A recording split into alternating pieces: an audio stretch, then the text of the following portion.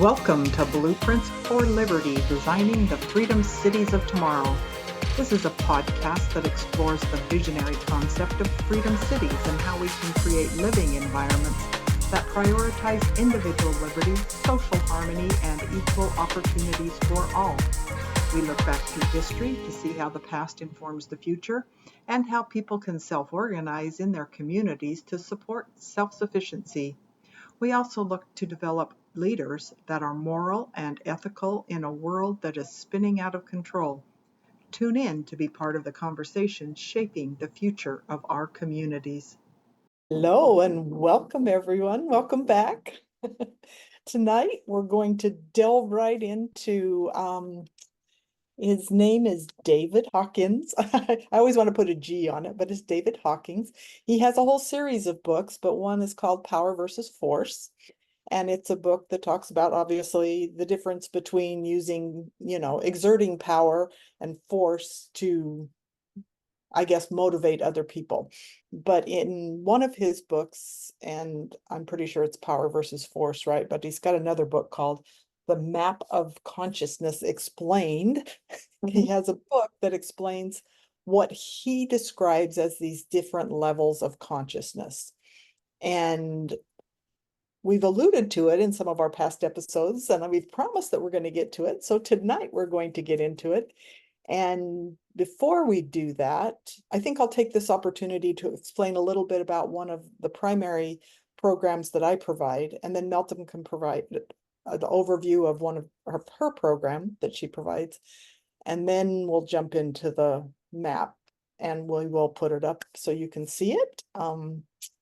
But I got introduced to this idea of conscious leadership from somebody that Jonathan Folk. He was at a mastermind that I participate in.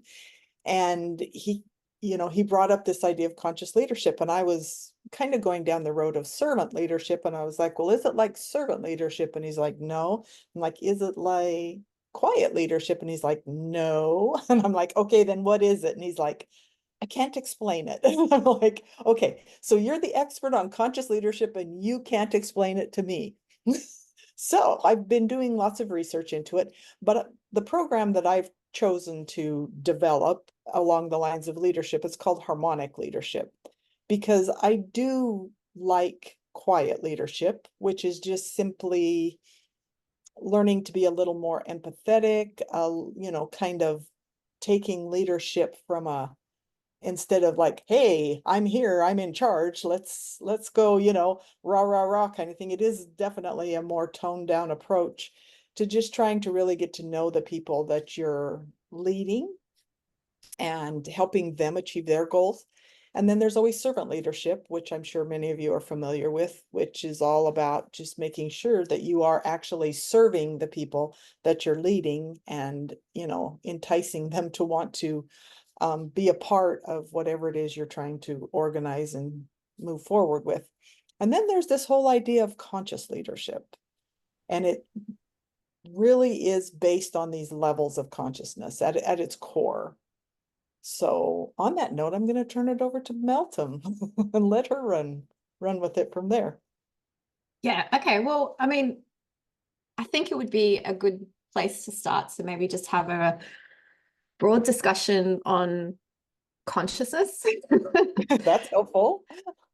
And, I don't think that we're going to solve the answer of consciousness, because there have been some really great minds throughout history who have not been able to answer this clearly or come to any sort of consensus. So let's perhaps start there with just having a discussion on what consciousness is, what it could be, different ideas and interpretations, and why it might be important to increase our levels of consciousness. So yeah, what are some of your thoughts around what is consciousness in the context of what we're speaking about anyway, Cheryl?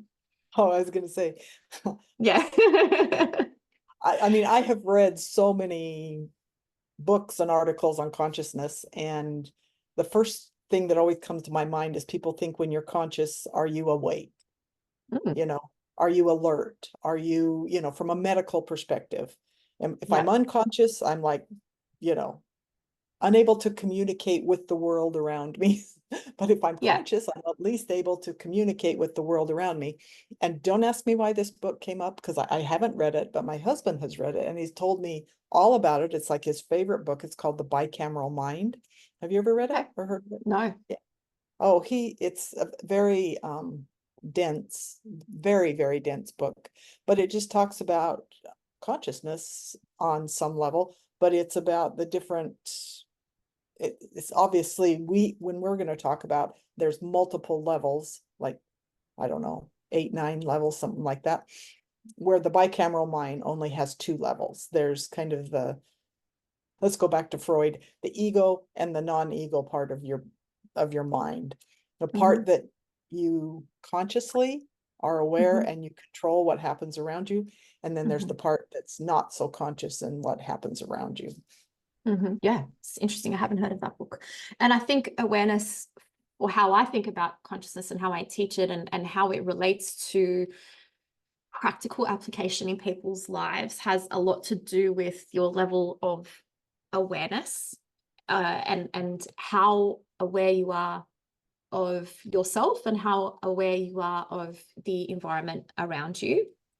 So there's this, I think it might be a Zen analogy, or from something from some sort of Eastern tradition, where they give an example of a man in a forest holding an axe, and it's like, where does the man end and the axe begin, and where does the axe end and where does the external environment begin? So is it like you're holding the axe, and the impact of the axe, or your range of awareness is where you're standing, or is it where you throw the axe? Is that kind of the range of your awareness? Or is it if he starts running, like where do you and your impact and connection with the environment around you, where does it stop and where does it begin? It's hard to tell. So it shifts and it moves depending on how you're thinking, and how broad you can think, and how involved you can be with what's going on around you. So I think the reason that I think that this conversation of consciousness is important is because when your awareness is limited, the amount of information that you can take in is limited, and therefore the amount of impact that you can have in the environment around you is also limited. So it's like perspective. If we think of perspective or vision like a funnel, how wide is that funnel of what you can see? So if you're less conscious, if you're less aware, then what you're taking in is much more narrow. Whereas if you've freed up some bandwidth and awareness and space, then what information that you can take in is a bit wider, and therefore you're able to have more impact and influence internally and externally, actually. So bringing more light to what's going on within you, why you're doing the things within you, and having more of a thoughtful impact in the environments around you as well. Yes, the first thing that kind of comes to my mind is when you're talking about the funnel, and kind of going back to the quiet leadership, servant leadership side of things, is when you're not leading in those methods, or even conscious leadership in those modalities or whatever, you're in that narrow part of the funnel.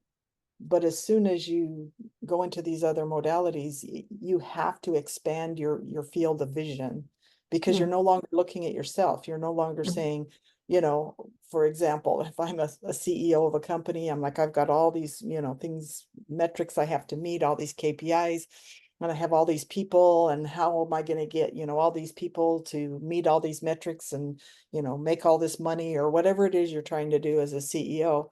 You're looking inward.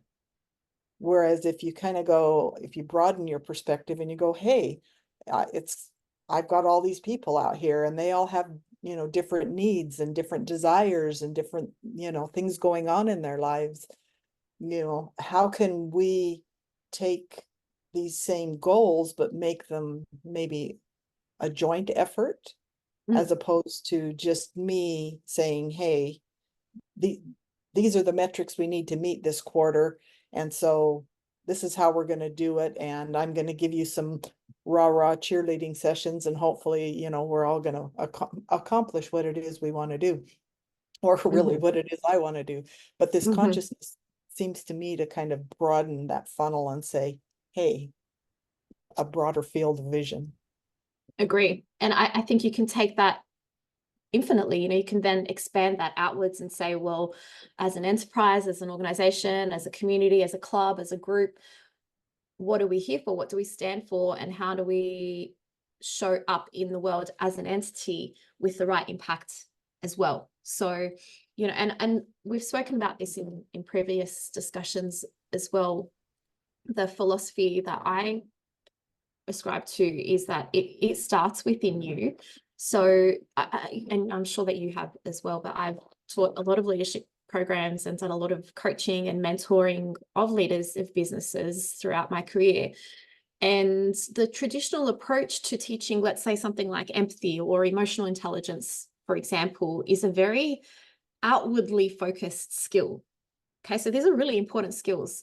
And when you traditionally in corporate, you teach empathy or emotional intelligence, or you teach resilience, let's say, or how to take your teams through change, or how to build resilience in your teams, it's very outwardly focused. It's like, do this for them and create this kind of environment, or show up like this and ask these types of questions, and all of that kind of stuff. And what I found personally in those scenarios is, if a person doesn't have an anchor within themselves of what that feeling and experience is that they are trying to create externally, the puzzle pieces don't fall into place. You can give them all the tools, but it's academic, because they don't have that feeling, or they haven't connected to that feeling or that experience within themselves first, to be able to go, oh, that's what empathy feels like.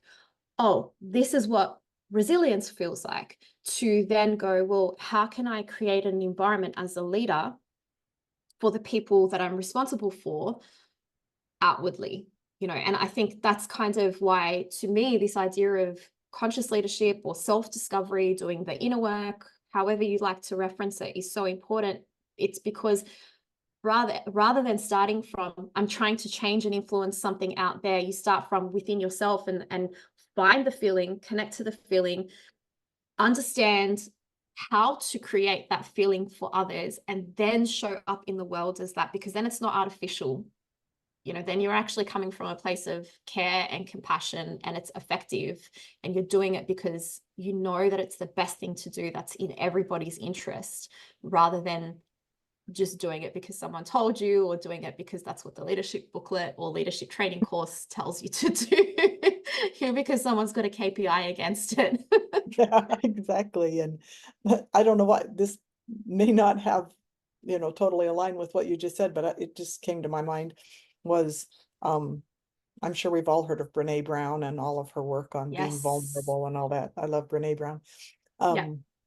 And years ago, I used to volunteer and teach and work with families of people who have mental health challenges. Their loved ones have mental health challenges.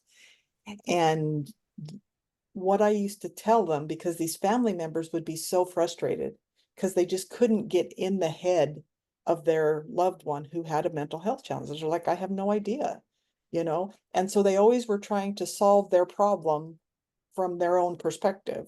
Like, why aren't you behaving the way I expect you to behave? This is the quote, normal way to behave. And you're behaving outside of those norms. And so the analogy or story I always gave them, and I came from Brene Brown, and one of the things I was reading from her was what empathy really is, let's say you're at we might have talked about this last week or the week before, but it's like if somebody falls down in a hole and it's Mm, your friend or whatever, and you're walking, behind them, and you're like, oh, I want to get you out of that hole. But our mm, instinct is to like, okay, how can I like maybe lay on the ground and, put my arms down and pull you up, or maybe I'll put a ladder down there and, you can climb up the ladder. I talk with my hands all the time, as you can tell.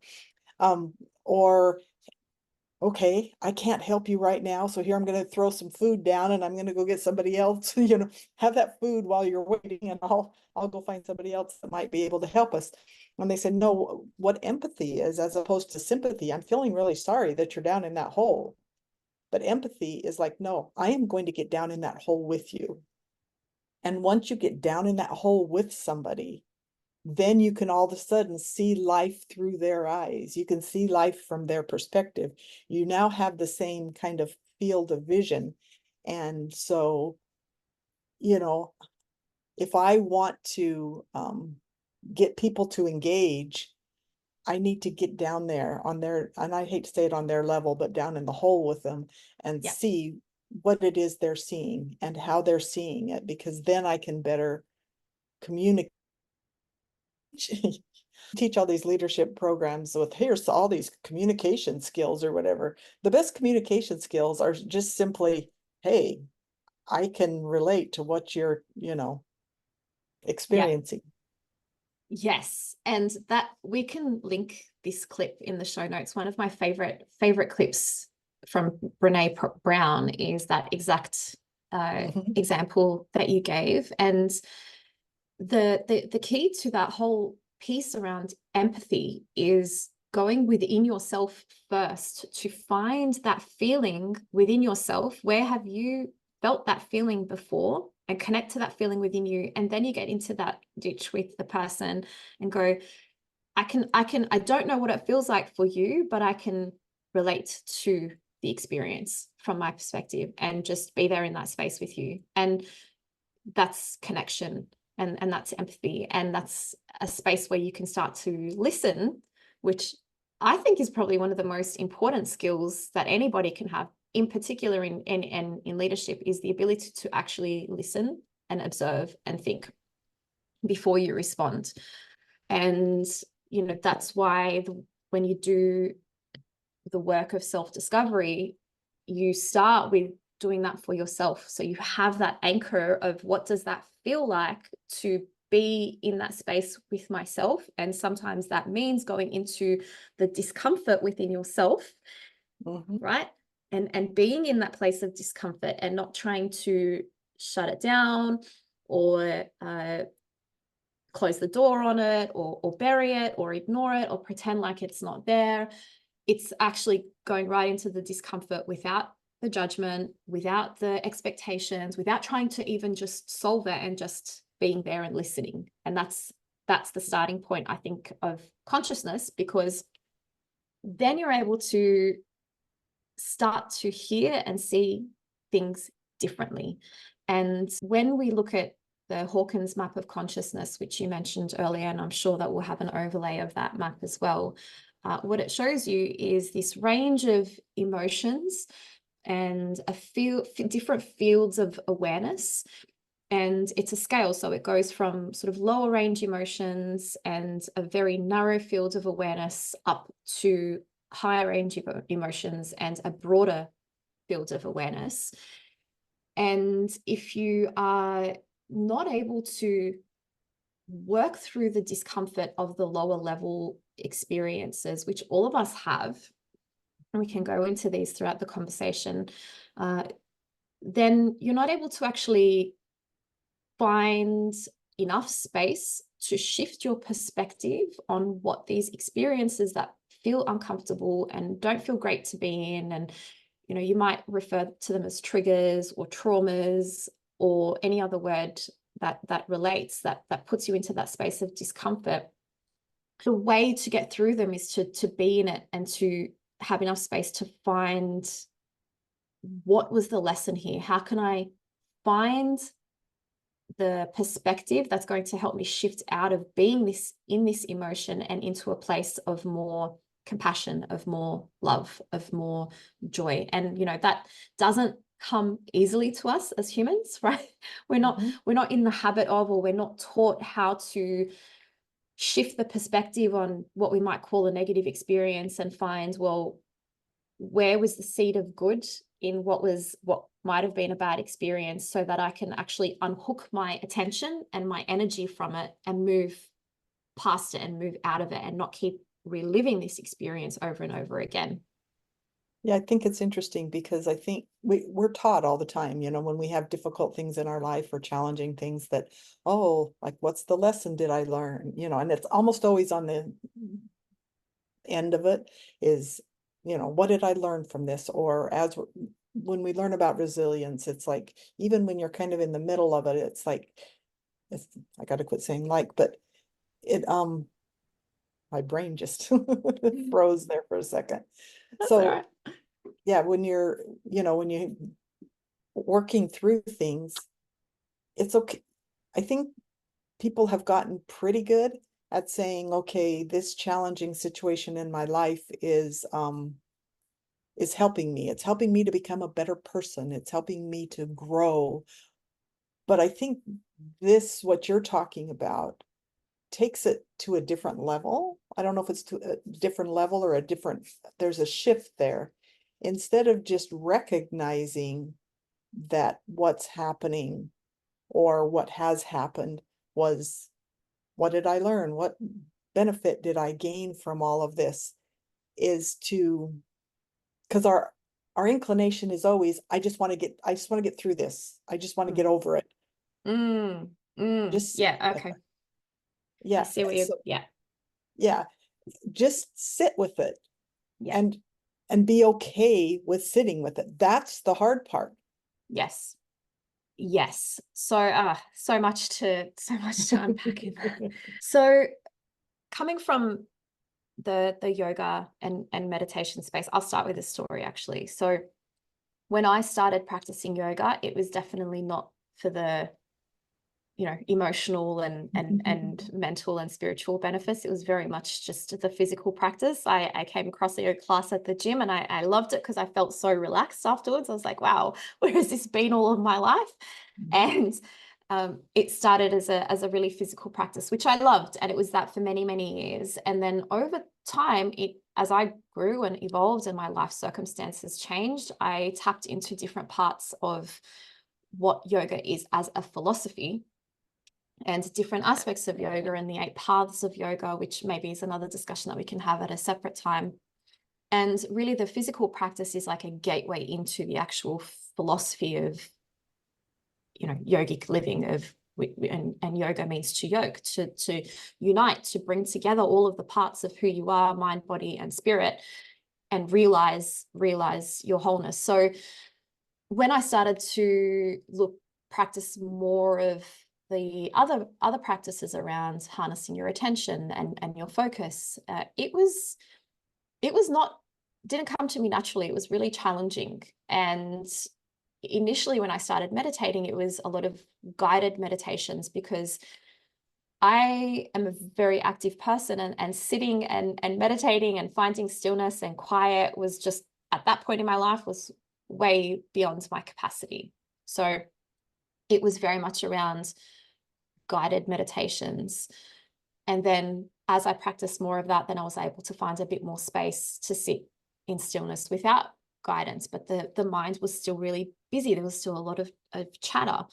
And then, the more I practiced, the more I was able to come into a place of peace. But it is a practice, it does take time. And I think I've mentioned this before, that the idea is initially not to have, you don't start with a quiet mind. Well, you're not even trying to quiet your mind. You're just being able to stop and create some space to see and feel and experience what's happening inside of you, right? Because if you're constantly running through life from one thing to the next, you're not really conscious of how you're living. Okay, you're running on autopilot. And this is how a lot of us live for much of our lives. It's like, wake up, work, do all the things at work, all the meetings, come home. If you have children, it's all this kid stuff. And then, kids go to sleep, and then it's all the home stuff. And there's no space to stop and reflect and think. And this is where that Viktor Frankl quote comes in, is around creating space so that you're not constantly reacting to life. You're able to step back and evaluate what's happening and what's the best response that I can have, what's the most considered action that I can take? What are some alternative options that might be available to me if I'm able to see a bit more of what the picture of my life is painting for me, both in the moment and also in the grand scale of my life as well. And so I think it does start with this practice of stopping and becoming aware of what's happening in your inner landscape. And if you've never done that, then it is uncomfortable. It's noisy and it's uncomfortable, and that's okay. And that's a big part of the coaching that I do with people, is to go, how do we get you to a place where you're just okay being in discomfort? And when I start with people, it's one of my recent mentoring clients actually started doing a audio course, and it was around a specific health condition, and she was doing that, and we were also having mentoring sessions. And she said to me, I get to this point in the hypnotherapy audio where I start to relax, and then I start to feel anxious, and I feel this panic come on, and all these stories start coming up, and then I feel like I can't get through it. And then I get more anxious because I really want to do the course and get the health outcomes. And then this spiral of anxiety starts. And so I'm like, okay, well, let's slow down for a second. And, we think that healing is, you feel not so great about something and you're given a prescription and you take the pill, and it's 1 + 1 = 2, but it's actually not like that, especially when you're doing it mindfully.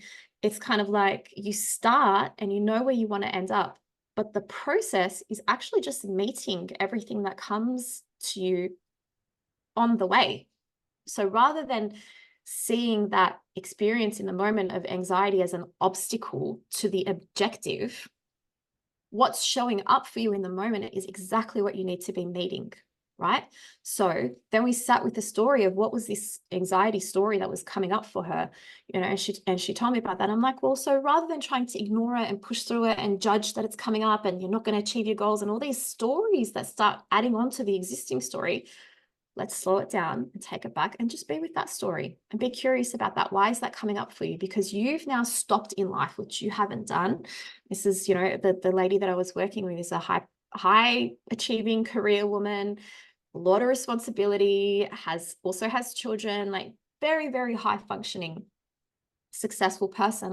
And so, I said to her, okay, let's slow it down a little bit and meet what's coming up, because you've created space and this is what's arising for you. So part of your healing journey is actually acknowledging this, because this is part of the stuff where your energy is stuck, where some of those lower level emotions and stories that you have are keeping your energy trapped. And for this to come up for you now, it means that you're ready to look at it and resolve it and be in that discomfort. And then you can go into the practices of, okay, well, what was the upside of a downside? What was the benefit of this difficult situation? And do that. And let that be your practice for the next couple of days. Don't try and push through the audio. So she did that for a couple of days and then got back in contact, and she was like, guess what? I was able to push through to the next part of the audio when I sat with this experience. And, we went through the breakthrough that she had, and then, it was really emotional for her. And it was emotional because it was liberating. It was like all this trapped anxiety around this story that she had that was now like, I don't have to carry that around anymore. I was ready to look at it. And I'm just, it's free. I can breathe through that now. And that's the healing. We think that what's coming up is a distraction, but one of the biggest practices is be with what's there with you in the moment. It's not there by accident. And that's trusting the process. It's funny because you said something early on that it's like, how is this painting, or what is life painting for you right now? And it's like, that is so counterintuitive to the world that we live in, because the hardest thing I think most people have is letting go of control. And I'm not just talking about controlling everything in your environment, which a lot of us would love to do. I'm talking about even controlling what goes on inside of us.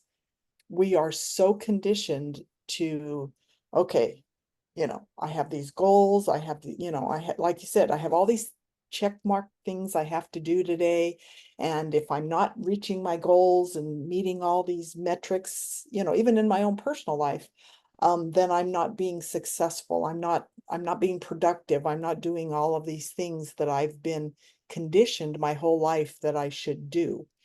And, in our first session together, that was probably one of the hardest things with me, was just letting go of control and just saying, okay. And I'm not saying, I know people are going to be like, oh, you're just going to sit back and do nothing and hope life works out the way you want it to. That's not what you're saying or what I'm saying. But when you let go of that control, it just means, okay, this is, like you said, what's supposed to be happening in your life right now. And instead of fighting it, just go with it. And then when you go with it, then you can move on to the next, whatever is kind of showing up in your life. And that is real. I think people underestimate how incredibly difficult that is. That's why we practice doing it. We don't just say, oh, I'm going to let go. And then, we let go. Yeah, I mean, that would be great if we can get to that place. Cool, something's hitting my stuff and I'm just going to let it be. But, I think it's a really important point, because a lot of us everyone carries around emotional baggage. Some of it we're aware of and some of it we're not aware of. Okay. And all emotional baggages are experiences that we've had that still have an emotional charge to it. Right. And so what happens is that experience is within us. And maybe this is a discussion for another time, but emotions are actually hormones that get secreted through the body. And if we don't process an experience that has had an emotional impact on us all the way through to completion, as in we've felt it all the way through and we've thought it all the way through to a point where it doesn't overwhelm us again when we think about it, then those hormones get locked into our cells and organs in different parts of our body. And anytime anything that resembles that experience happens around us, that whole experience gets reactivated in our body.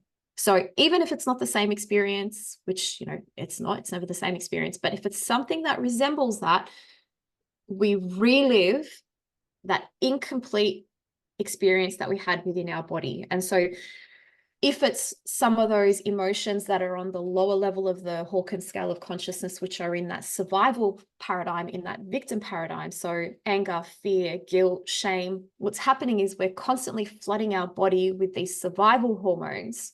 And when we're in a survival state, we're not able to think as clearly, we're not able to think as broadly, we don't have as much consciousness as we would if we weren't in a fight or flight survival mode. And so the practice is being able to go, oh, hey, people love to use the word trigger. I don't like that word very much. I prefer something like activated, but that thought. So this experience has been activated. I'm feeling all of these things rather than reacting in the way that I would normally react, whatever that is. Can I distance myself from the experience, be in the discomfort, feel it, and either if it's an opportunity where I can sit with it and use my toolkit to work it all the way through to understand, how do I take the charge off this experience? How do I bring it to completion, which is feeling it and thinking it all the way through? And there's methods and tools that you can do to do that. Or can I get enough space to just park it for now and come back to it at a time when I can deal with it later? And so when I set people up for a personal practice, we just start with very, very simple. We don't start with, hey, you're going to sit down and meditate for 20 minutes, because that's totally unrealistic for most people. I didn't even start that way. We start with, and there's a method to how we get to what's going to work for each person, but we start with, can you just carve out 5 minutes of your day to just be? And that might be me giving them a guided meditation, or it might be a journaling practice. It's bio individual, so it's relative to each person's nature and preferences. But can you just have 5 minutes where it's just a reflection time?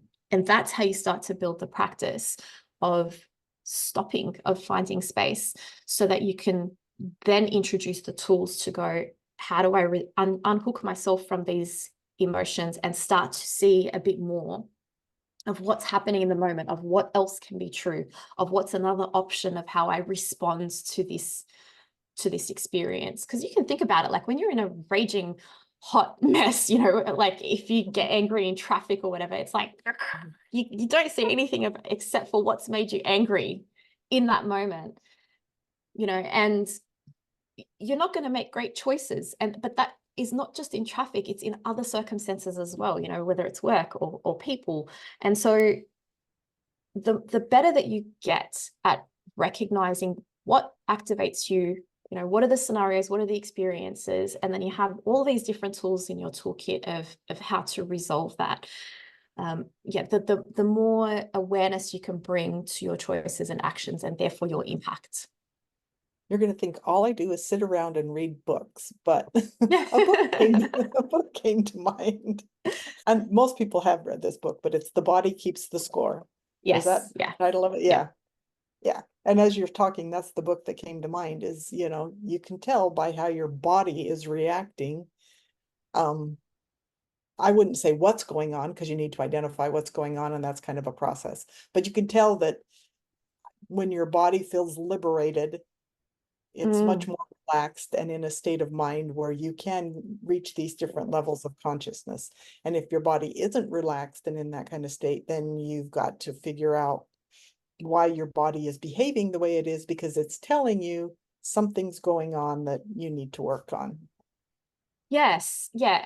And I'm going to come back to that, because something that you said earlier around, you know, it's not about sitting back and thinking, you know, life's just going to happen and I'm going to sit here and not, it's, you know, I think it's very important to have your vision and your purpose of where you would like your life to go, what you're working towards, and then your values of what's important to you. And then you're on this path of going to where you want to go in life, but you have flexibility on how you get there. Okay. And you have the capacity to meet what shows up for you on the way, and you have the tools to be able to work through what shows up for you on the way as well. And so I think one of the things that people don't account for, or is not really spoken about, is when you set yourself a goal or an objective or a target to do something that's beyond your current capacity, you know, to push your own limits, that naturally means that you need to find more energy, right? Find another version of yourself to push through that threshold, because you're breaking a ceiling and then you're pushing through a threshold. So that's naturally going to bring up more experiences that you are hooked into, that are keeping you stuck, for you to resolve. And that's not a bad thing. You know, I think sometimes people think, when I'm going through a new chapter or a new era of life, this is the discussion that we had around, maybe it's not a crisis, maybe it's just growth. You know, this is where it's good to have these tools, like being able to look at the Hawkins map of consciousness. There's many other tools as well. There's so many different maps that you can use. But to say, okay, well, if I'm having this response, what's the feeling, what's the emotion that's coming up, what's the scenario that it's bringing up for me, and then how can I resolve this to find more energy, right? And that's what it's trying to tell you, is you've got trapped energy within your system that if you freed it up, it's going to turn into rocket fuel to help you get to where you're going. And that's the power of these of doing like the self-discovery work and all the things that we're speaking about, is actually understanding the language of your body. Your body is constantly communicating to you. Our bodies are constantly communicating to us. And we're not really taught how to understand that language, or, you know, what it might be telling us, and what to do with it, right? Like, I'm feeling angry, I'm feeling all these things, or I'm feeling like very stimulated right now, I'm feeling like excessively joyful that I can't focus. What do I do with that? What is that telling me? You know, how do I get back to equilibrium and balance so that I can be functional and effective? It's not always bad stuff. Sometimes the great stuff is really distracting as well. So how do you bring yourself back to emotional and mental equilibrium to be able to get to where you're going in life? And I, you know, I work mostly with females, so I can only really speak from experience in that sense is a lot of us as women don't have great relationships with our bodies, right? It's this constant thing of like, it doesn't do what I want it to do. You know, it's like, doesn't look how I want it to look. And there's a lot that we do around, actually, we start with the nervous system to get us out of fight or flight, get us out of the survival response. And then once we're out of that space, then we start to go, okay, well, how do we listen to the language of the body and what it's telling us in the moment? Because that's where you start to feel into your intuition. That's where you start to receive your inspiration. And then, you know, how do we transfer that into action and into our, you know, into the mental space and into plans? Yeah, I like that. I'm glad you tacked on there, because I do think that when I mentioned, letting go of control, it's just so ingrained in us to take control of everything, that when I said, letting go of control, people, that's a very scary thing in terms of, it feels like you're jumping off a cliff and you don't know, is there going to be a soft landing kind of thing? Yeah. Are there any trees or branches I can grab onto along the way? I want to plan my fall. Don't just jump off the cliff kind of thing. And I like the way you framed it, so that, you're not letting go of control to everything that's happening. And you're like, you're all of a sudden becoming a spectator in your life. But instead, you're actually gaining more energy so that you can achieve those higher levels. I really like that. So, yeah. Control is an interesting one. I don't think we should. My personal experience and what I've seen with the people that I work with is that you can only really hope to control your thoughts, and that's where having the ability to sit down and get perspective on reality, right? Because our minds are meaning-making machines, and if we are not actively examining what are the stories that it's creating, what is the meaning that it's assigning, what are the beliefs that have been formed, then it's just running the script and the programs that have been in there since childhood. And sometimes they're helpful and sometimes they're not. And when they're not, that's when we're in scenarios in life where we feel like, why is this happening again and again and again? And why am I experiencing this? Or I would rather not have this experience again. And that's when you sort of have to sit down and examine, where did this belief come from? Where did this story come from? And what else can be true? And so that's not controlling, that's increasing your awareness and increasing your self-mastery and your level of consciousness, so that, you're not living life on autopilot. And equally, you're not, to our point from last week, the discussion that we had last week around spheres of influence, you're not trying to control everything that's happening around you, because that's unrealistic. You're showing up as the impact that you want to see. And that's both how you have natural boundaries and also how you magnetize what you want in life, because you're clear on who you want to be, where you want to go, the impact that you want to have, the connections, the quality, all of that kinds of stuff. It's not about controlling what's happening around you. It's about making decisions that are aligned with that.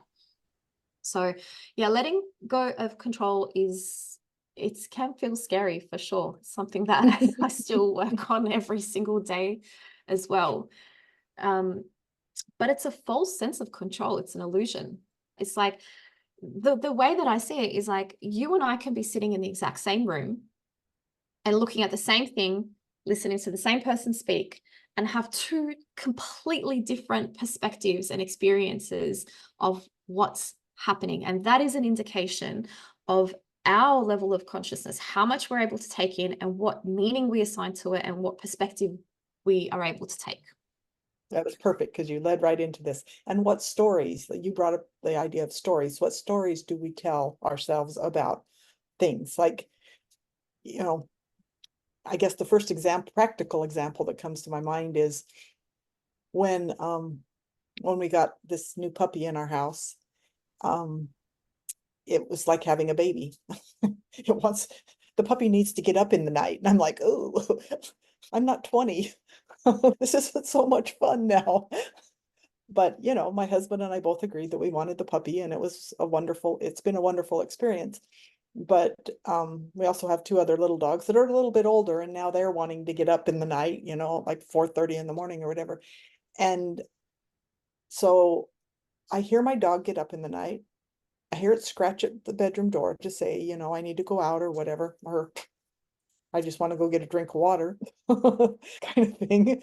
And I lay there and I think, oh, why isn't my husband getting up and taking care of these dogs? Why isn't he, I'm tired. I don't feel good. And we've all been there for whatever reason. Expectations of the other party, whatever circumstance it is. Yeah. Yeah. But I can tell myself a different story. Mm-hmm. I can tell myself, wow, I know my husband got to bed late. He had to work and he's really tired.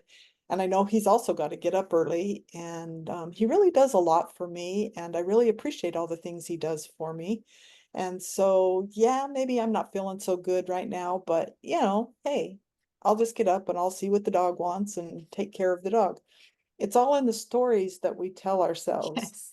And, So true. in our relationships with other people and in our interactions with other people, we need to become more conscious, because becoming more conscious allows us to change the stories we tell ourselves.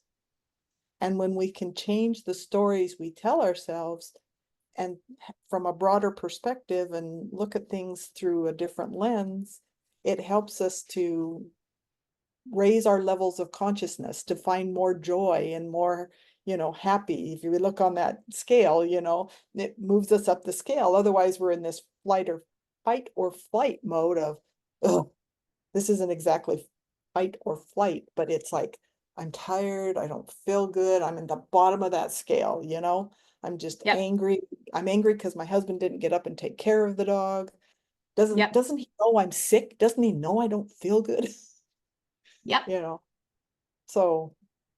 And you know what? That for me is life. That's life. That is your experience of life, is exactly what you just described, as in for every single person, it's what is the perspective that we choose to take. And if it's not making us feel good, and if it's not getting the results that we would like to have, then it is about taking ownership of that, taking extreme ownership of it, and rewriting the stories skillfully, masterfully, so that we are able to get ourselves out of victim consciousness and into empowerment, into creator mode, into making choices that do lead to the outcomes that we want, that do lead to elevate experiences with people and quality of life. And that is in our power to do that. Not necessarily easy, but it's also not easy to live, in ways and moods and feelings that don't feel so great as well. So it is a choice, and definitely not saying it's easy, but it is possible. And that's the key to shifting your experience of life. And when you're able to do that for yourself, and you see how powerful that is, then you're able to hold that transformative space for other people as well. And that to me is conscious leadership, because then you're showing up as the impact that you want to see in the world, and you're able to lead by example and show people what's possible. And some people are not going to like that, but that's okay. That's their journey for themselves. And then, it kind of gives you an indication of where they are on that scale, whether they're in the victimhood scale or they're in the empowerment level of the scale. And that's okay. You can allow people their journey as well. Knowing that on any given day, we can be anywhere on that scale. Yeah. And so absolutely. Absolutely. So, for me, I look at, for example, the level of unconditional love, and in many ways, I mean, there's so much context and depth to this. It's really not like something you can cover in a 1-hour podcast, but it's a good reference point.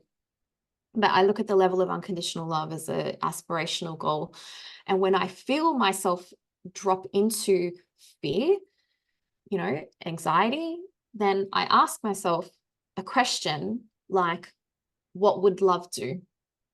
How would love choose in this scenario to achieve that perspective shift, to broaden my perspective, and to kind of like lift myself out of that ditch of that feeling of, what fear might be feeling like? Because our biology is wired for survival, right? For procreation and survival. That's what our nervous system is. Our nervous system is wired for that, to keep us safe and to make sure that we are around, through offspring for perpetuity. Yes. So our brain on default mode is like those radars that you see that are constantly scanning the environment. It's like going, like sweeping the environment constantly. And anything that's a potential threat or opportunity on the radar is a beep, So it's like beep, beep, but the beeps are for that fight or flight mode. It's for survival. And so that comes really natural to us. What doesn't come naturally is, for example, gratitude. That's why we have things like gratitude practices. Gratitude doesn't come naturally to us. We're not wired to spot the good things in life, because we need to stay safe. That's the top priority, staying safe. But most of us are like pretty safe in our general lives. Of course, there's, stimulation and things like that, which the body can misread as danger. Okay. But it's not a life-threatening circumstance, but that's how the body is taking it on. That's, if someone looks at you in a way that doesn't fit in with how they normally look at you, or if you've got a deadline coming up, or your boss speaks to you in a certain way, or someone's tone, whatever it is, traffic, lights, all your notifications that you haven't read, all the people that you haven't responded to, right? It's like stimulation.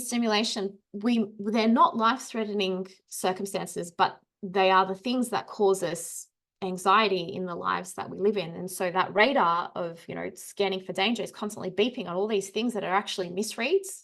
And so we're getting this misread on life of like, there's constant stress, there's constant anger, and everything's adding to it. And then we're at this tipping point, right? So the importance of having something like a gratitude practice, however that looks like for you, is you're rewiring your natural biology to spot the good things as well as the bad things. And there's some statistic around, for example, if you give someone a bad remark or criticize them, it takes like 5 positive compliments to get back to an equilibrium state. That's how the effect that it has on your biology. So you have to train yourself to spot, hey, this person was really kind. Hey, this was a great thing that happened to me. There was a synchronicity. I had some luck and good chance. And that's how you switch your mind from, oh, life is happening to me, to, hey, look at all these great things. It is a practice. It does take effort, and it's a choice that you need to make, so that you can see more of reality, because those things are always there. But the question is, are we noticing them? Are we taking the time and effort to acknowledge them and appreciate them and create more of those feel-good experiences within ourselves? Yeah, I think that's a great note to end on, that it is a practice, and this isn't something that's easy, and it's not something it's like, oh, here I am today on the chart. I'm in victimhood today, and I've worked my way up here. I'm happy and joyful and all these wonderful things. And then the next day I may just be right back down in victimhood. But at least getting those tools and learning how to get yourself out, you're not going to stay in victimhood as long. And you will find, that your relationships are more meaningful, and the connections that you have with people around you and with the world around you are going to be a lot more happy. Yes. Yeah. More power versus force. Yes, exactly. Back to the book, Power versus Force. So, well, thank you so much for your time today, and Thank until you. Thank you so much. Have a great week. Bye-bye.